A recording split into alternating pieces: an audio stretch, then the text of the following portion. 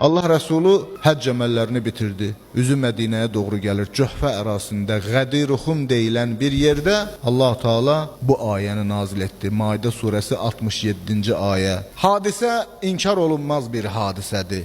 Sadəcə olaraq bəziləri bu hadisə barəsində şübhə yaratmağa səy göstərirlər. Bilirsiniz necədir? İnkarçıların iki yolu var, iki metodu var. Əgər həqiqəti inkar etmək mümkündürsə çalışırlar inkar etsinlər. Amma həqiqəti inkar etmək mümkün deyilsə, günəş qədər aşkar bir şeydirsə həqiqət, o zaman onu başlayırlar yozmağa, təhrif eləməyə. Bu hadisə barəsində də, bu hədis barəsində də mən kuntu mevla fəhəzə aliyyun mevla, mevla kəlməsindən məqsəd yox bu mənadadır, yox dost mənasındadır. Sanki Əli əleyhissalam illərdir insanlara düşmən imiş. Peyğəmbər o boyda çöllükdə, istidə insanları saxlayıb, karvanı saxlayıb, durub deyib ki, cəmaat, mən kimin dostuyam, Əli də onun dostudur, daha biləsiz. Hamı bilirdi ki, zaten Əli uşaqlığından Peyğəmbərin yanındadır. Əli əleyhissalam bənim kimə düşməni idi? Bəziləri şübhə gətirirlər ki, Yəməndə bir hadisə baş vermişdi.